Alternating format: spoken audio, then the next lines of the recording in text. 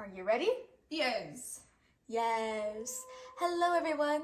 Welcome back to Sydney and Starlet. And if you're new here, welcome. Enjoy the Yes.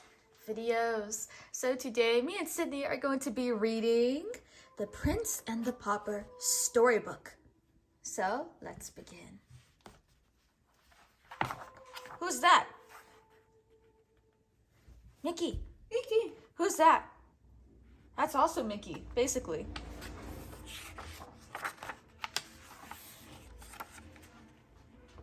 For many years, England had a wise and good king. The people were happy under his rule. But by and by, the good king fell ill.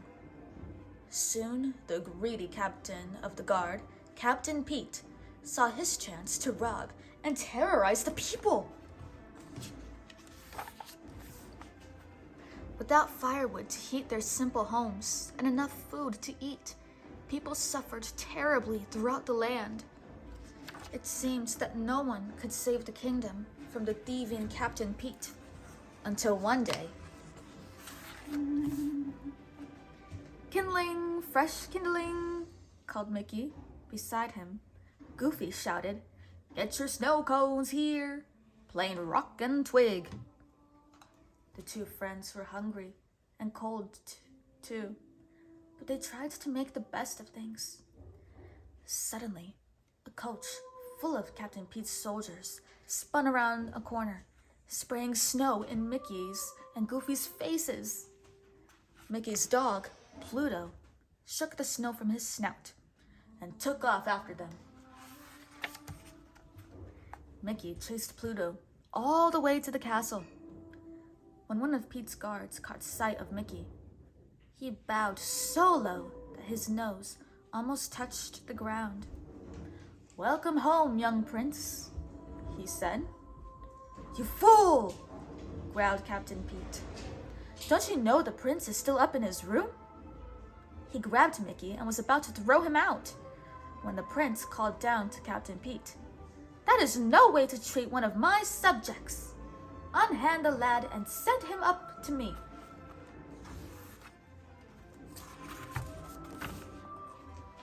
As Mickey tried to find the prince's room, he stared at the luxurious castle furnishings. He was so busy looking around that he forgot to watch where he was going. With a loud crash, he stumbled into several suits of armor. Just then, Mickey appeared. He was about to greet Mickey when the helmets toppled onto each of their heads. Mickey and the prince pulled off their helmets and gasped. "You look just like me!" cried Mickey. "No, no, no!" cried the prince. "You mean you look just like me, exactly like me." Then the prince had an idea. "I could take your place just for one day. I'm tired of being a prince," he said. "I'm tired of studying and fencing and never having time for myself. I'd like to see what's going on outside these castle walls." "If we swapped clothes," he told Mickey, "you could live like a prince for a while, and I could walk around the kingdom just like an ordinary citizen." "But I don't know how to be a prince," said Mickey. "Don't worry," said the prince. He gave Mickey some royal clothes. "To govern, you need to only say, 'Splendid idea. I'm glad I thought of it.' And 'Guards, seize him!'" The prince put on Mickey's clothes, climbed through the window, and slid down a vine. "I'll be back in a wink of an eye," he called. Mistaking the prince for Mickey, Captain Pete grabbed him as soon as he reached the ground. He placed the prince in a catapult and fired him over the castle wall. "And stay out," Captain Pete shouted.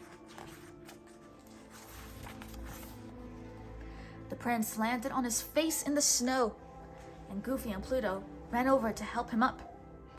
As soon as Pluto sniffed the prince, he knew it wasn't his master, Mickey. So Pluto trotted off to the castle gates to wait for the real Mickey. "Gosh, Mickey," cried Goofy. "You shouldn't jump over walls and land on your head like that. You could get hurt." Of course, the prince had no idea who Goofy was. "I'm Goofy, remember?" said Mickey's friend. "So I see, my good man," the prince mumbled. "But I really must be going. Ta-ta!" Now Goofy was really confused. Mickey had certainly never talked this way before. Once the prince managed to get away from Goofy, he began to enjoy his new surroundings. "What a nice little place," he said to himself. "I really must try to come here more often." The prince was enjoying his walk when he spotted a little dog. Because he never had a pet before, he thought it would be fun to play with the little fellow. But the little dog had bigger friends, who thought chasing the prince was even more fun. Back at the castle, Mickey was quickly becoming bored with the life of a prince. He didn't like spending his day taking all those lessons. Not when he could be eating instead. Mickey licked his lips as Donald, the prince's butler, carved a giant turkey. Mickey was about to help himself, but Donald pushed him away. Your Highness," said Donald. "Not yet. Remember, I have to taste it first. What if one of your enemies is trying to poison you?" "What enemies?" asked Mickey. But Donald didn't answer. His mouth was too full. And before Mickey could get a taste, Donald gobbled up everything on the platter. Outside the castle, the real prince quickly discovered that the greatest enemies of the townspeople were the king's own soldiers. Captain Pete had been ordering his men to steal everything they could carry. The prince was horrified. "As your prince, I command you to give back everything that you have stolen," he declared. "Prince," scoffed the soldier. "Oh, I get it. You forgot to wear your crown today," he said, as he clobbered the prince with a pumpkin. "How's that for a crown?" Then the prince remembered something. "I can prove I'm the prince," he shouted. He showed them his royal ring, the only thing he had brought from the castle. Everyone bowed before the prince when they saw it, even the soldier who had a cart of stolen food. "It is the prince!" he cried. The prince quickly took charge of the food and began to give it back to the hungry people. He handed out loaves of bread and chickens, sausages and hams until all the food had been returned. "Hooray for the prince!" shouted the happy crowd. Not everybody was happy about the prince's kindness. Least of all, Captain Pete's spies, who ran off to tell him about what the prince was up to. Pete quickly found the prince and had him thrown into the castle dungeon. Donald was imprisoned too. The prince wept as he sat on the cold stone floor. Because he had changed places with Mickey, he had not been with his father when the king died. And now Mickey, the pauper, would be crowned king. Suddenly, there was the sound of heavy footsteps. Donald and the prince peered through the cell door to see a tall, dark figure coming toward them. He was carrying a very sharp axe. "It's the royal executioner!" gasped Donald. "Captain Pete must have sent him!" The prince and Donald shuddered as the executioner approached. To their great surprise, he tripped on his long robe and knocked the guards unconscious with the side of his axe. "Gosh, I sure am sorry," cried Goofy as he pulled off his hood. Donald grabbed the keys from Goofy and unlocked the door. Meanwhile, Captain Pete continued his evil plan. He was forcing Mickey to become the new king. To make sure that Mickey would obey his orders, Pete had kidnapped Pluto. Pete knew that Mickey would never do anything to put his dog in danger. With Mickey on the throne, Captain Pete would control the kingdom. Just as the crown was about to be placed on Mickey's head, Mickey ducked and said, "Stop! Captain Pete is a traitor! Guards, seize him!" "The boy's an imposter!" shouted Pete. "But I am not," called out the prince, bursting into the room. As he rushed toward Captain Pete, he snatched a sword from a guard, and the fight was on. Goofy and Donald were doing their best to help the prince. Donald swung his axe and sliced the ropes that held up the chandelier. It fell down on a whole crowd of soldiers.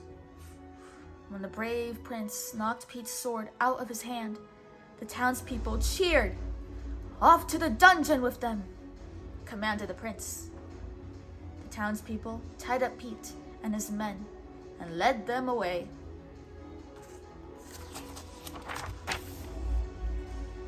Then it was time for the ceremony. The real prince was crowned king, and the people could feel safe once more with a kind and generous ruler. The people all lived happily ever after, thanks to Mickey, Goofy, and Donald. That is the end. So that is it for today, everyone. We really hope you all enjoyed it, and we will see you all in the next one. Bye-bye. Bye-bye. Pick out your favorite page.